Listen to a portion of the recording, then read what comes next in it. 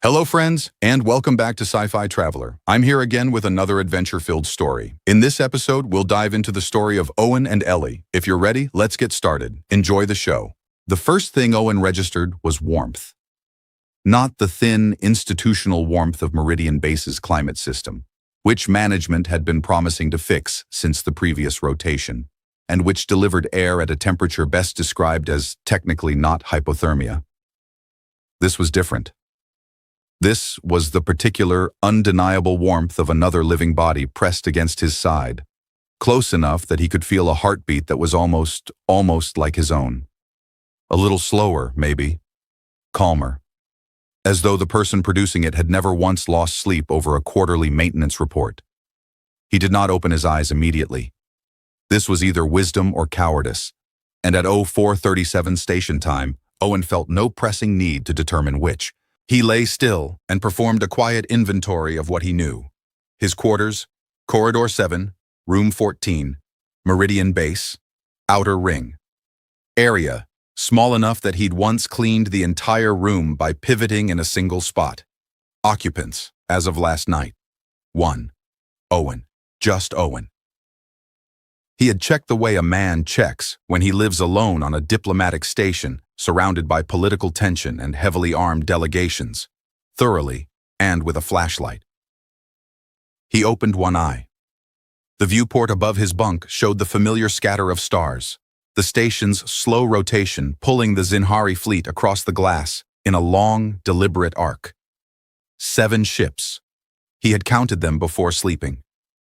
They were still there, perfectly arranged, perfectly still, which meant the universe had not ended overnight, which was something. He was still searching for more reasons to feel grateful when he became aware of the arm.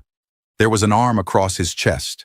It lay with a quietness that suggested its owner had placed it there not carelessly, but with full intention, the way you rest something on a surface you trust. The hand at the end of it was pale. Not pale the way tired people are pale, but pale the way starlight is pale, with a quality that had nothing to do with sun and everything to do with something else entirely.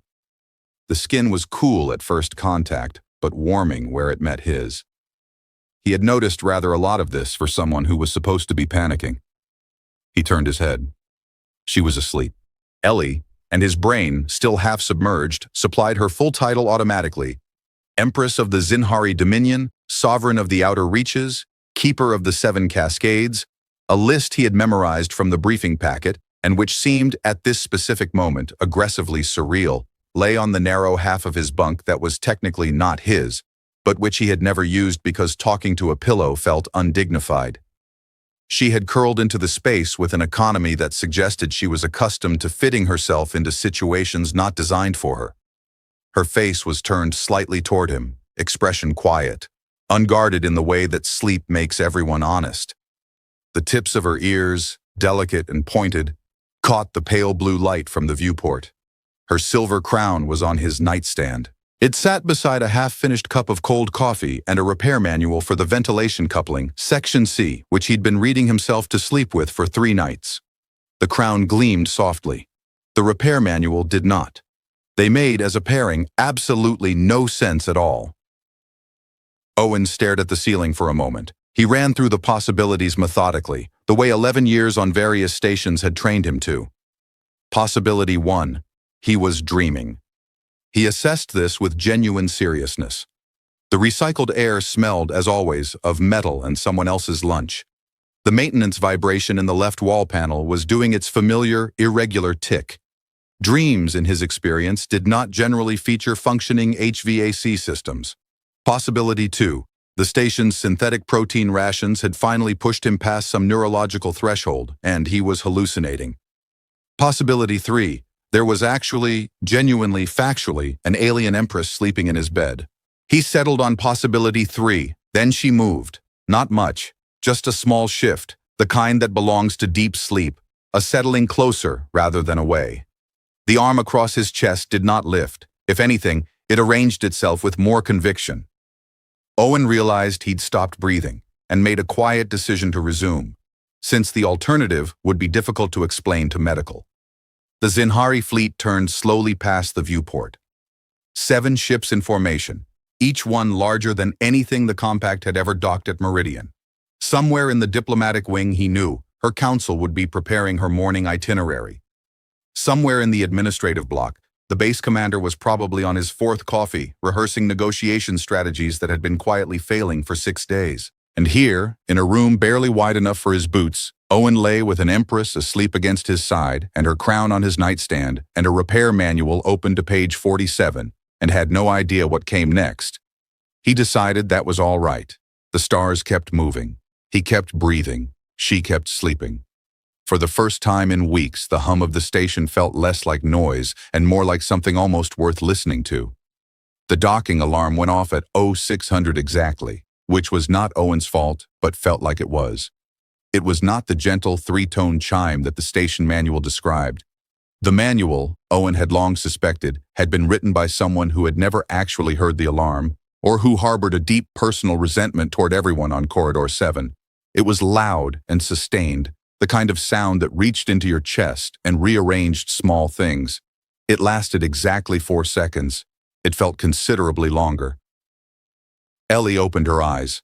Not gradually, not with the blinking disorientation of someone pulled unwillingly from sleep. She simply came awake the way a system comes online, present and complete, and already taking in the room with a calm that Owen found both admirable and personally humbling. She looked at the viewport. She looked at the crown on the nightstand. She looked at him. He had been awake for the last 40 minutes. He had spent them very sensibly by staring at the ceiling and considering all the different forms his early retirement might take. "Good morning," she said. Her standard was precise, each syllable placed with care, but underneath it was something musical, an accent that didn't belong to any region he knew, shaped by a language that sounded, on the few occasions he'd overheard it in the diplomatic corridors, like water moving over smooth stone. "Good morning," he said. His voice came out with the particular roughness of a man who had not slept quite enough and had spent 40 minutes lying rigid, trying not to disturb an empress. He cleared his throat. It did not help significantly. She sat up, unhurried, and looked around the room with the focused attention of someone cataloging details. He watched her eyes move across the wall panel with its exposed cable routing, the shelf above the desk with its small row of physical books, an eccentricity his colleagues had noted more than once. The viewport, the floor where his boots sat exactly where he'd left them, as though trying to appear innocent. "Your quarters are very small," she said. "Yes," he agreed. "Deliberately?" He considered this. "Base assignment. I'm maintenance and infrastructure. The diplomatic suites are on the upper ring." She nodded slowly, still looking around. If she had any feelings about the contrast between her current location and her presumably rather more substantial quarters elsewhere in the station, she did not broadcast them. He appreciated this enormously. He got up, which required a specific choreography in a space this size, a pivot here, a careful sidestep there, and which he had long since stopped being self-conscious about, except for this morning, when he was entirely self-conscious about it. He moved to the small unit in the corner that served as his kitchen and was capable of producing 3 things: coffee, hot water, and a sullen beeping when you asked it for anything else. "Coffee?" he said. "Please." He made 2 cups. The station's coffee supply was technically adequate, in the way that a great many things on Meridian Base were technically adequate: functional, uncomplaining, and quietly disappointing. He handed her a cup and sat down across from her in the single chair, which meant she was sitting on the bunk with her legs folded and the silver crown still beside her on the nightstand, and they were separated by approximately the length of one outstretched arm. She drank the coffee. She didn't complain about it, which already put her ahead of half his colleagues. "You have questions," she said. "I have several," he agreed. "You haven't asked any." "I was organizing them alphabetically." Something moved across her face. Brief, controlled, but unmistakable, not quite a smile. The beginning of one, reconsidered and filed away for later. She set the cup down on her knee and looked at him directly, the way she'd looked at the room, fully, without deflection. Up close, in the pale morning light, she was different from the figure he'd studied in the briefing documents. Those images had captured the Empress, the crown, the posture, the careful public arrangement of someone who had been looked at for a very long time and learned precisely what to let them see. This was something else. She had the quality of a person who had set something heavy down and had not yet decided whether to pick it back up. "I left at 0300, she said. "Through the auxiliary corridor behind the water reclamation unit. Your base commander does not know. My council does not know. My security detail believes I am meditating, which I do sometimes between 0200 and 0500 alone, and they have learned not to check." She paused. "I want to be clear that I did not choose your quarters specifically." "That's either very reassuring or slightly alarming," Owen said. "I haven't decided which." "I was walking," she continued, as though he hadn't spoken, though the corner of her mouth shifted almost imperceptibly. "The diplomatic wing has very long corridors, very white. Everything in them has been arranged to communicate something. I stopped communicating things around 0230. She looked at the cup. "Your door was unlocked." He absorbed this. "The secondary latch on room 14 has had a fault for 2 months. It's been on my repair list." "Then it may be the most useful fault on that list." He looked at her. She looked back. Outside, the Zinhari fleet completed another slow arc across the viewport. 7 ships moving in a formation that was either beautiful or ominous, depending, he imagined, entirely on where you were standing when you looked at it. "How did you sleep?" he asked, because it seemed the right question, or at least the most honest one available. She was quiet for a moment. "Better than I have in 3 years, she said. She said it plainly, without performance, the way someone states a precise measurement. He had the sense that she did not say things she didn't mean, which made every word she offered feel like something worth holding carefully. He nodded. He drank his coffee. It was still bad. The alarm had faded into the station's general hum, and somewhere in the infrastructure below them, a pressure seal cycled. That low, familiar thump Owen felt more in his sternum than heard. She tilted her head at the sound, just slightly, the way a person does when they catch a note they almost recognize. "The bass has a rhythm," she said. "Takes about a week to stop hearing it," he said. "Then another year before you understand what it means." What does it mean? He thought about it. That things are holding. That the structure is taking the weight and passing it on correctly. It means everything is working the way it should. She considered that for a moment that lasted slightly longer than necessary. "Yes," she said quietly. "I imagine it does." She left at 0712, which gave Owen exactly 18 minutes to shower, change, and reconstruct something resembling a functional human expression before his first shift check. He spent 3 of those minutes standing in the middle of his quarters, looking at the nightstand. The crown was gone. She'd lifted it with both hands and settled it into place with the practiced ease of someone who had done it 10,000 times and had long since stopped thinking about the weight. But the coffee cup she'd used was still there, and beside it, placed neatly on top of the repair manual he'd never finished, was a small flat disc of dark material about the size of his thumbnail. He picked it up. It was warm and faintly iridescent, shifting between deep blue and something that had no name in the standard color spectrum when he turned it in the light. He had no idea what it was. He put it in his shirt pocket and decided to have a feeling about it later when he had more information and slightly more composure. The morning shift was loud, in the way Meridian-based mornings were always loud. Boots on grating, handheld terminals chirping, the particular institutional noise of a large number of people who hadn't slept well all trying to appear like people who had. Owen signed off on 3 pressure readings, recalibrated a thermal relay in Junction Corridor 4, and answered 2 questions about the auxiliary power coupling that he could have answered in his sleep, which he was essentially doing. At 0900, he passed the entrance to the diplomatic wing. He didn't slow down. He had no reason to slow down. He was a maintenance engineer on a legitimate and thoroughly documented route to the water reclamation units in the lower eastern section, which was absolutely where he was going, and not a corridor that happened to route within 40 meters of where the Zinhari delegation was currently preparing for the morning session. He kept walking. He did not look. He was a professional. He looked. Through the reinforced viewport in the connecting passage, he could see the edges of the assembly hall, the long, pale table, the delegation banners hanging from the ceiling mounts, the careful geometric arrangement of seats that the diplomatic team had spent 2 days getting exactly right. He could see members of the compact delegation already seated, the quiet tension in their posture visible even from here. He could see the Zinhari representatives filing in from the far corridor in a formation that managed to be both orderly and quietly theatrical. The way everything the Zinhari did seemed to operate on 2 levels simultaneously. He could not see her. He found this produced a specific and slightly irritating feeling that he declined to examine further, and he continued to the water reclamation units, where a faulty microfilter gave him something concrete and blameless to be frustrated with for the better part of an hour. She found him at lunch.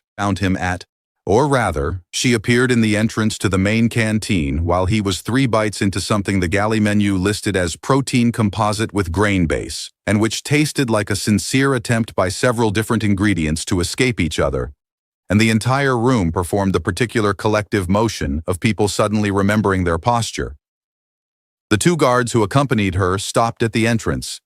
She continued inside and sat down across from Owen with the ease of someone selecting a seat based on preference rather than protocol. He looked at his plate. He looked at her. "How did the morning session go?" he said, in the tone of someone already fairly certain of the answer. "It didn't," she said. She looked at his plate with an interest he found both genuine and slightly suspicious. "What is that?" "The menu says protein composite with grain base." "What do you say?"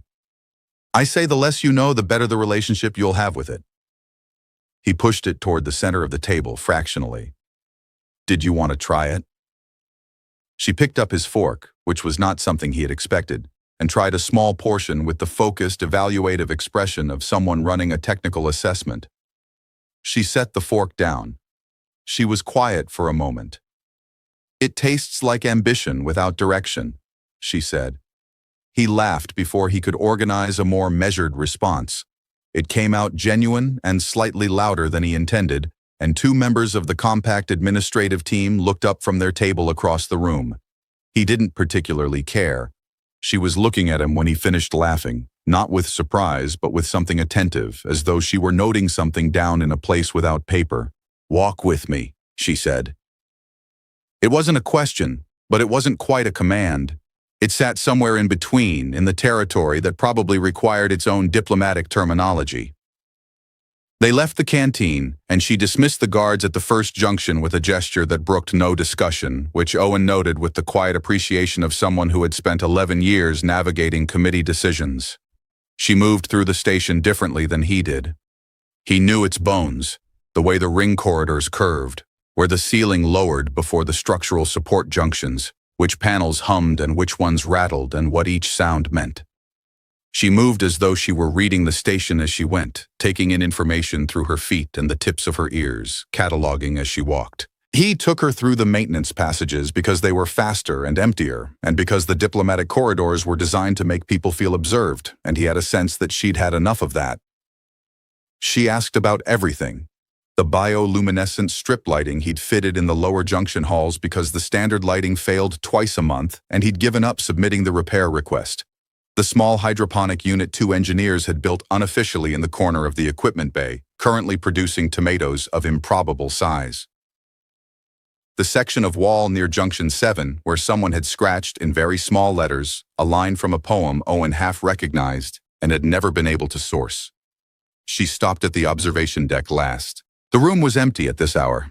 A wide, curved viewport looking out toward the dark with the Zinhari fleet arranged across it, still and enormous, each ship carrying that layered quality of things built by people with a different relationship to space and time and the structures that hold them apart or together.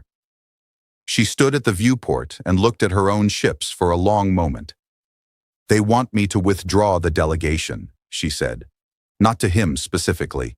To the glass, to the fleet, to whatever version of herself was still deciding. "My counsel. They believe the compact is negotiating in sequence without negotiating in good faith, and they are not entirely wrong." He stood beside her. Outside, the nearest Zinhari vessel turned slowly on its axis, its hull catching the distant starlight, and returning it differently. "Are you going to?" he asked. She was quiet for long enough that the station completed a full degree of rotation around them. "I don't know," she said. And the honesty in it, unguarded, unqualified, belonging to no official position, settled into the room beside them like a third person. He reached into his shirt pocket and held out the small iridescent disc. "You left this," he said. She looked at it in his palm. Something crossed her face that he couldn't fully read. "I know," she said. She did not take it back. He kept the disc.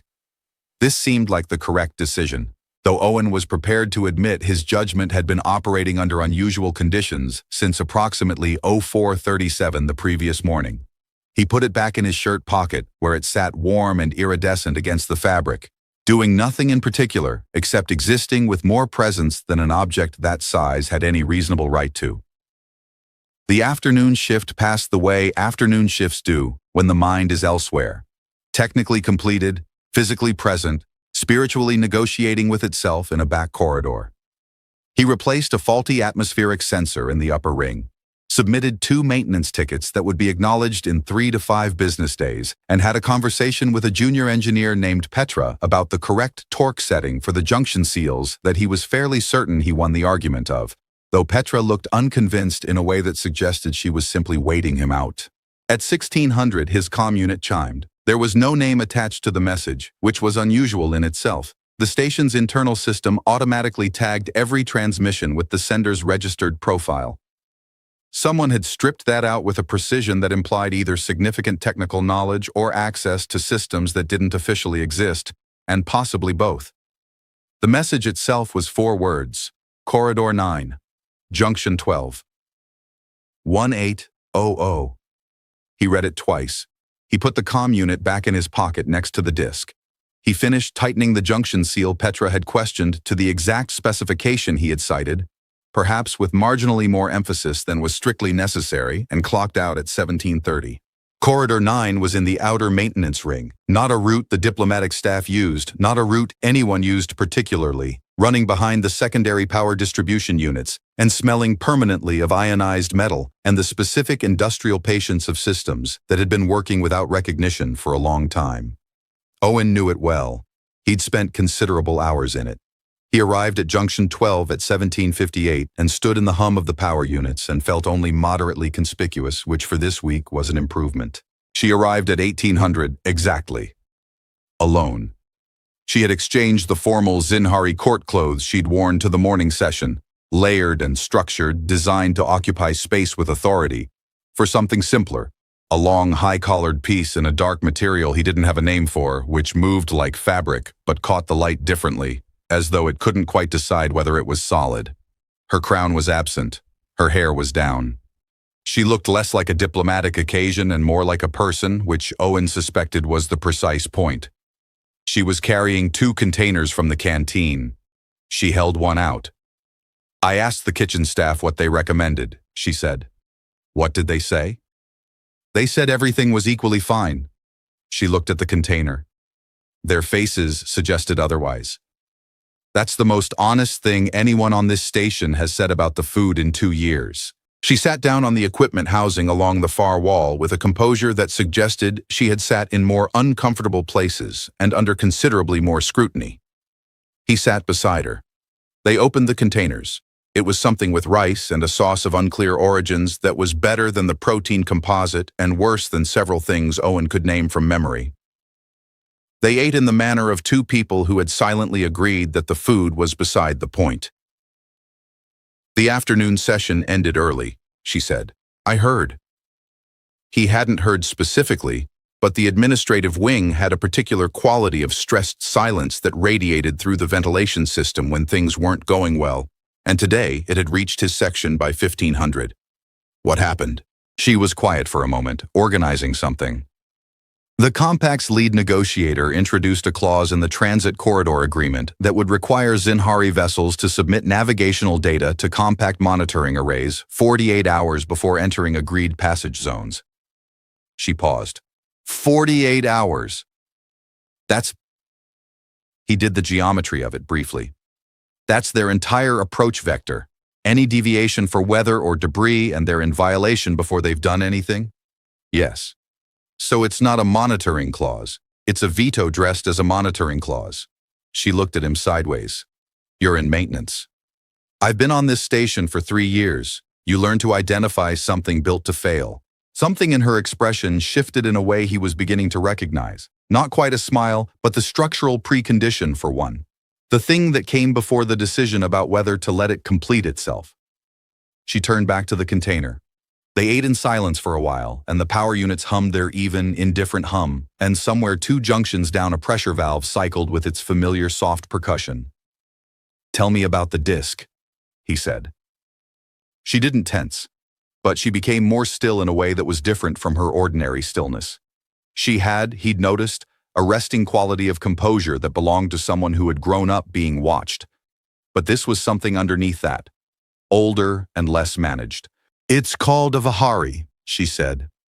In the Dominion, they are made for a specific purpose. When a Zinhari person enters a space that feels... She paused, selecting the word with care.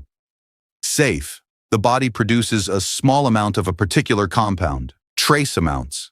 Over time, they collect in a crystalline form. She looked at the wall ahead. A Vihari forms over years. You cannot make one deliberately. You cannot accelerate the process. It simply accumulates in places where the self is not required to defend itself. Owen turned this over carefully. And yours ended up in my quarters. I carried it with me. I didn't intend to leave it. A pause. I've been carrying it for 2 years. He thought about that with appropriate seriousness for a moment. That's either very significant or a remarkable argument for better organizational systems. She did laugh then. Not the almost smile he'd been cataloging, but an actual laugh, brief and unguarded, and it sounded in the metal corridor like something that didn't belong there and was better for it. She recovered quickly, but the quality of the air between them felt different afterward, like a room after a window has been opened. Both, perhaps, she said. He reached into his pocket and held the Vihari in the low light. It shifted its colors slowly. Deep blue, then something past violet, then a warm amber at the edges that he hadn't noticed in the morning light. It was, he thought, the most honest object he had ever held. No manufactured quality, no political function, no arrangement toward effect, just years of a person being, quietly and without performance, all right. It formed in the Dominion, she said, before all of this, when I was... She paused again. Younger, in a particular room in the Eastern Spire. A very small room, she added, glancing at him with something precise in it. I am beginning to think there may be a pattern. He looked at the disc. He looked at her. You can have it back, he said. I know, she said, for the second time, and for the second time did not take it. The power units cycled to their evening configuration, dropping half a tone in the way they did at 1900 when the station shifted to low consumption mode. A sound Owen heard every night without thinking. A sound she caught with the slight tilt of her head that he now expected. A sound that meant, as he had told her, that everything was holding. Outside, past the hull, the Zinhari fleet waited in its perfect formation, patient and enormous and carrying all the weight of everything that had not yet been resolved. He closed his hand around the Vihari and put it back in his pocket. She did not ask him to return it. The summit broke at 0940 the following morning. Owen heard about it the way he heard about most things on Meridian Base, not through official channels, which communicated in the careful, passive-voiced language of people managing how things sounded, but through the station's informal infrastructure, which communicated in the language of people who had stopped pretending. A technician in the upper ring mentioned it while Owen was signing off on a thermal coupling inspection. By the time he reached the lower junction corridors, the whole story had assembled itself from fragments. The Compact's delegation had introduced 3 additional clauses overnight. The Zinhari Council had walked out of the session at 0911. The base commander had called an emergency administrative meeting that was currently in its 2nd hour and producing, by all available evidence, a great deal of structured anxiety and very little else. He kept working. There was a cracked pressure seal in Junction 9 that didn't care about diplomacy, and Owen had always found something steadying in problems that defined themselves clearly and accepted direct solutions. He replaced the seal. He logged it. He sat in the junction corridor for a moment afterward, with his back against the wall and the station's hum in his sternum, and thought about 48-hour navigation clauses and the particular architecture of agreements built to fail. His comm unit stayed silent until 11:30. The message was longer this time. Still untagged, still stripped of the sender identification that the station system couldn't seem to locate the origin of, which by now Owen found more characteristic than mysterious. The Council has recommended withdrawal. Full delegation. My response is required by 1400.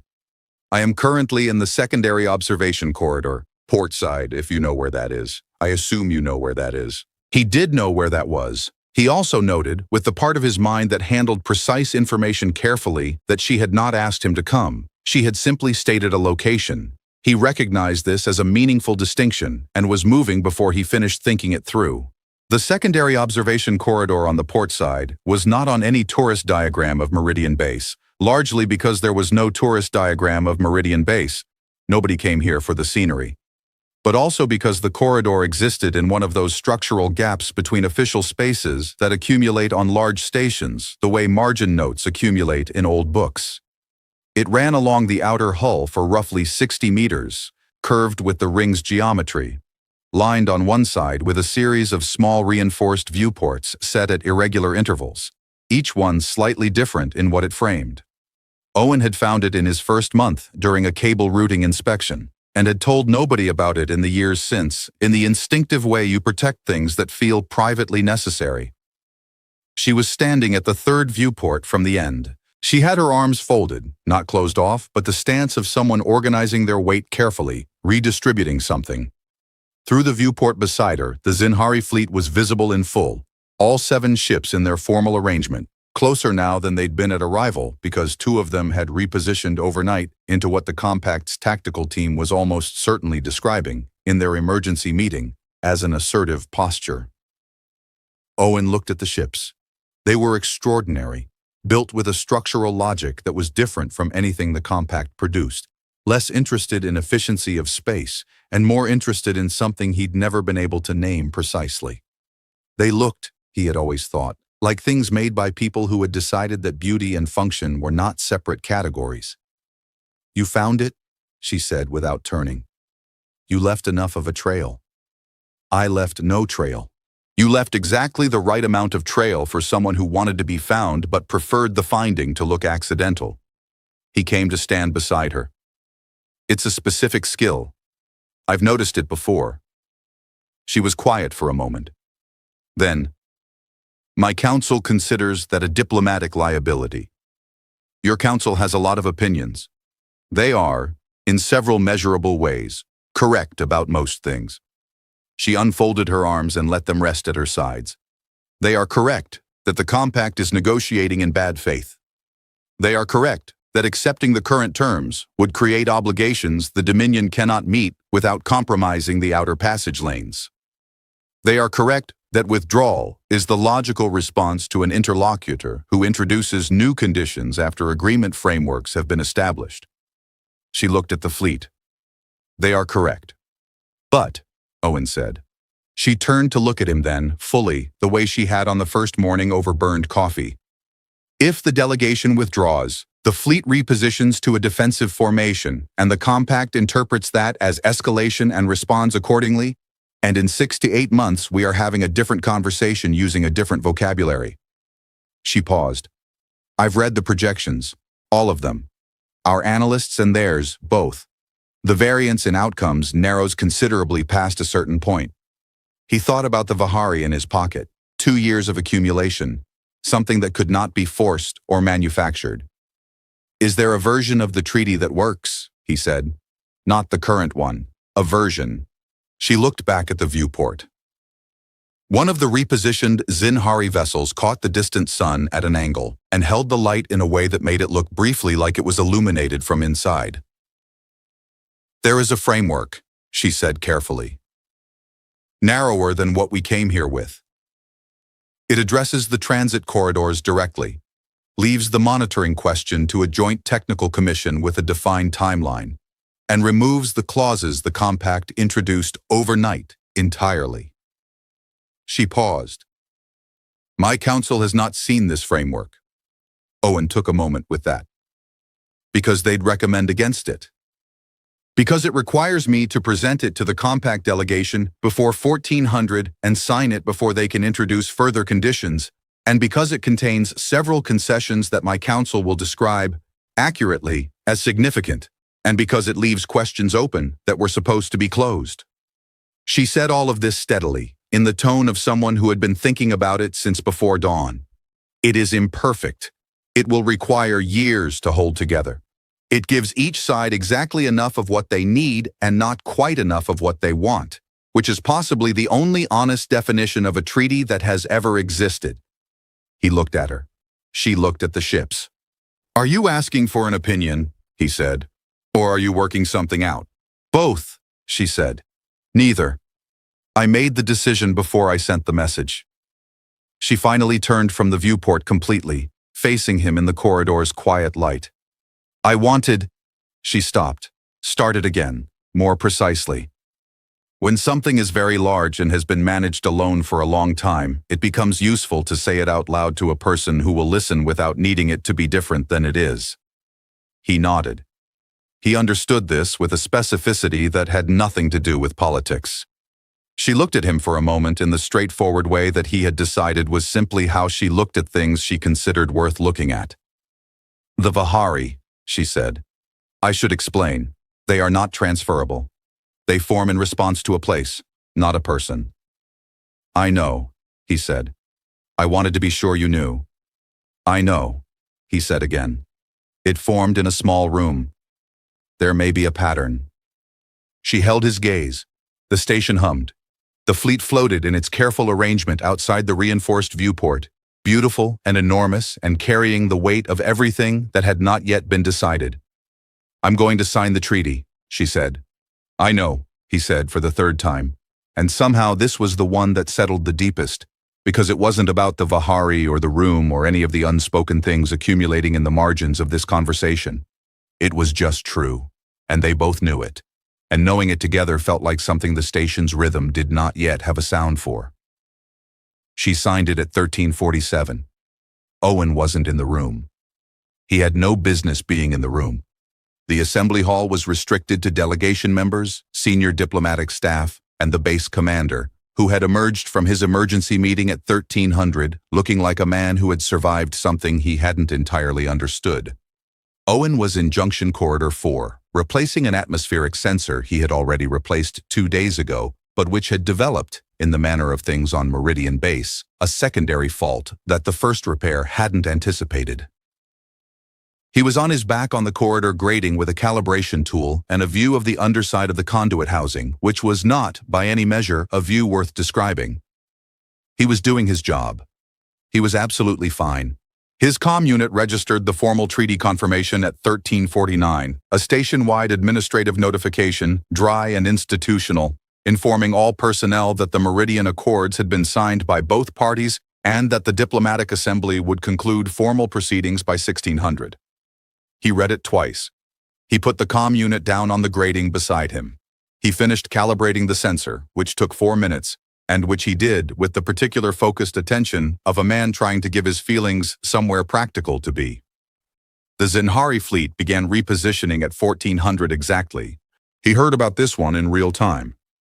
Petra appeared at the junction entrance with a handheld scanner and an expression suggesting she had news and had triaged carefully who to bring it to first. The 7 ships were moving out of their defensive arrangement into something the Compact's tactical team was describing now in an entirely different tone as a departure formation.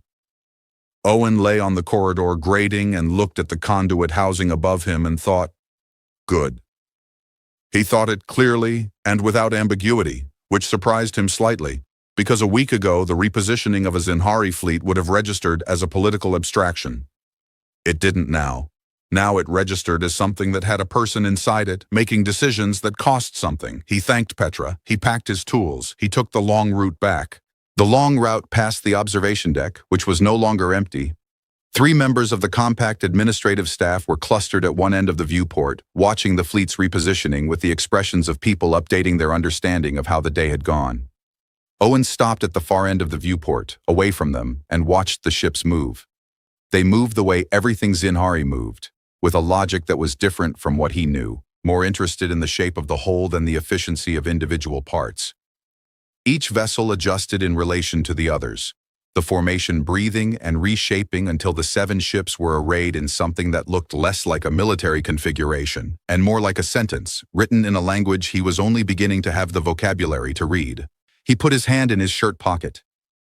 The Vihari was there, warm and shifting through its colors, doing what it had always done, nothing and everything and whatever the Zinhari word was, for the quiet accumulation of being all right somewhere. He went back to his quarters at 1500 and found, folded neatly on his bunk in a way that suggested it had been placed there by someone with considerable practice at leaving things precisely where they intended them to be, his station blanket. He recognized it as his because of the small iron burn near the left corner that he'd acquired during a heating element incident in his 2nd year and had never quite gotten around to addressing. He didn't own much that was particularly his, but he owned the blanket, and she had taken it the previous night with the unconscious ease of someone who had stopped asking permission from the cold. And now it was back, and he stood in the doorway of his quarters holding his toolkit and looking at it for longer than was necessary. Underneath it was a piece of material he didn't recognize, not paper. The Zinhari didn't use paper in the way the compact did, but something thin and faintly luminous. The kind of material that seemed to generate its own light rather than reflect anyone else's. There were characters on it in Zinhari script which he could not read, and below them, in standard, written in handwriting that was precise and slightly formal in the way that suggested standard was being handled as a language that deserved careful attention. The door code, in case you change it. He sat down on the bunk. He read it again. He looked at the blanket. He looked at the Vihari, which he'd set on the nightstand beside the cold coffee cup she hadn't moved, and the repair manual still open to page 47, where it sat among his ordinary things with the complete naturalness of something that had decided it lived there. He pulled out his comm unit and wrote 4 words.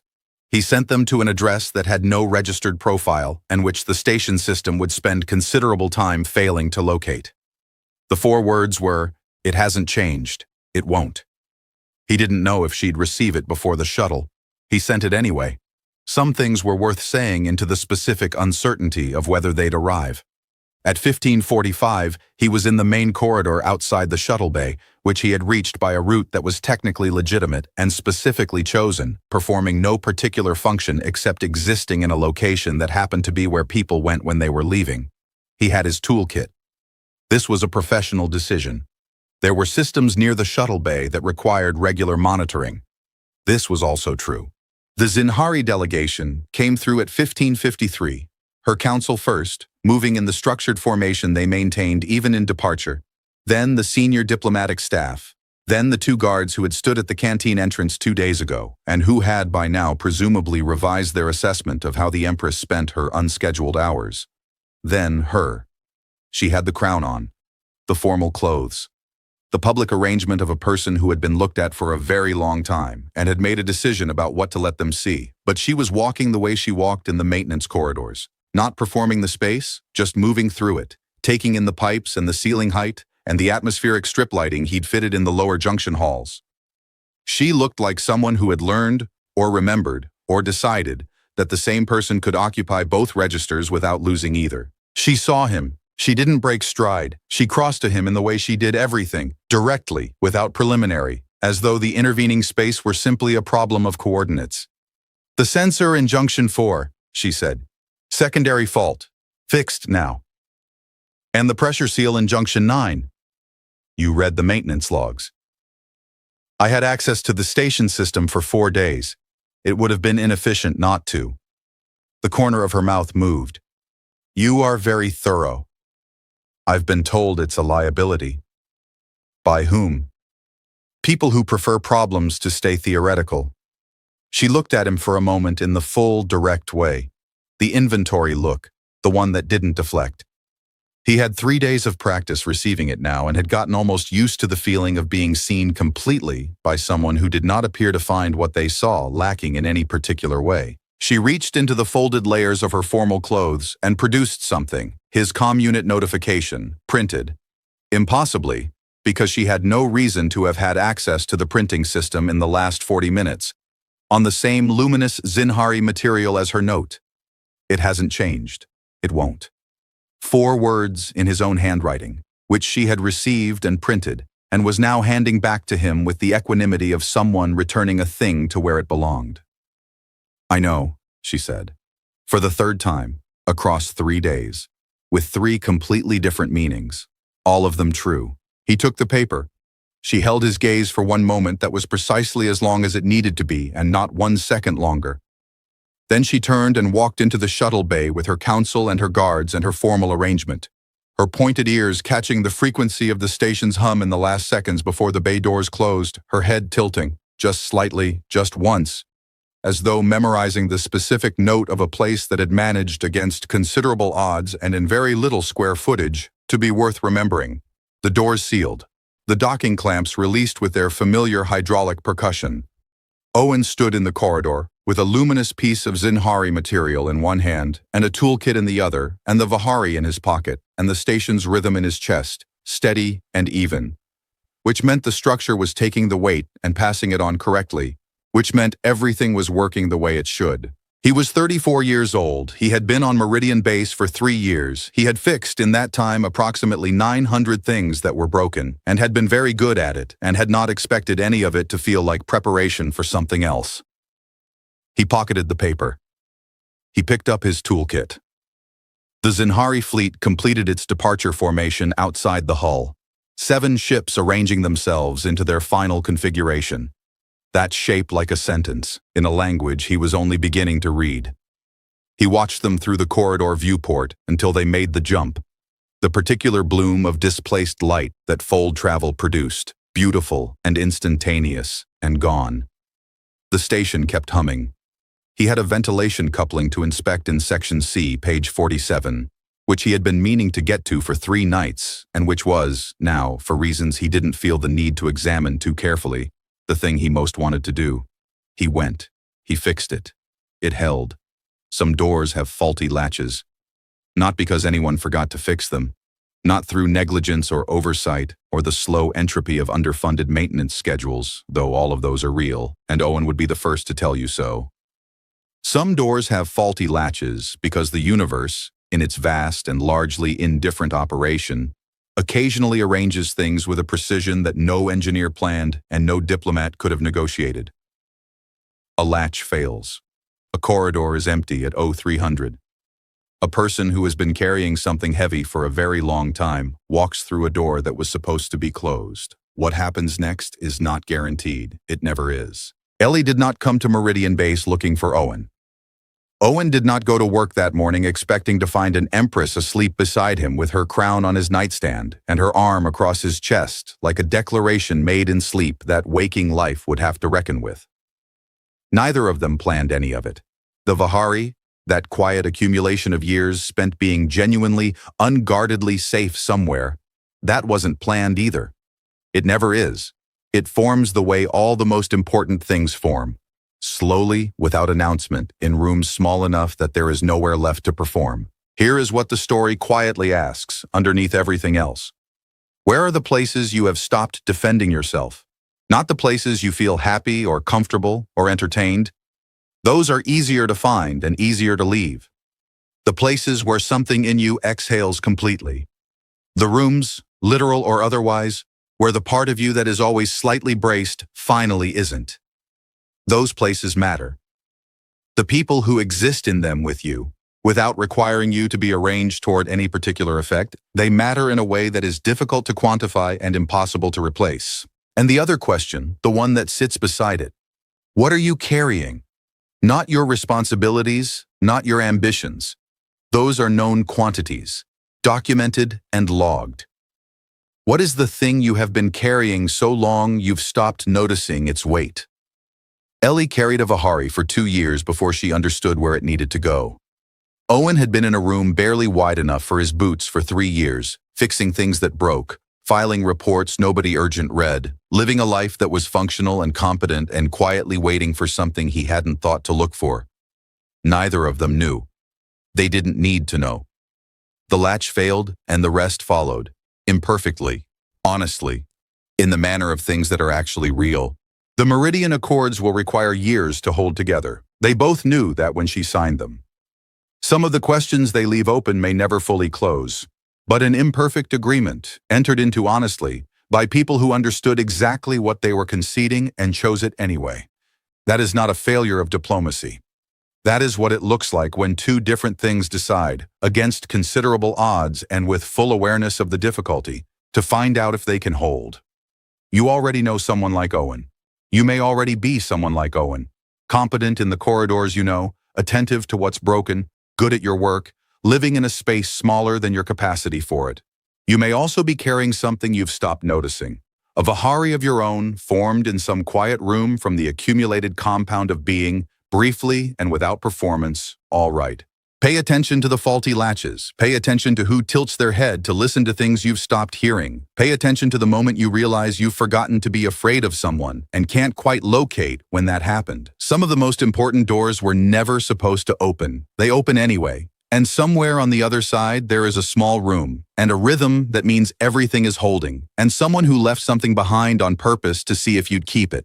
Keep it. Yes, friends, we've come to the end of another adventure. Before we leave, I have a small request. Please enjoy the story, leave your thoughts about it in the comments below, and subscribe to Sci-Fi Traveler for more science fiction stories. The next episode will be released very soon. See you later, friends.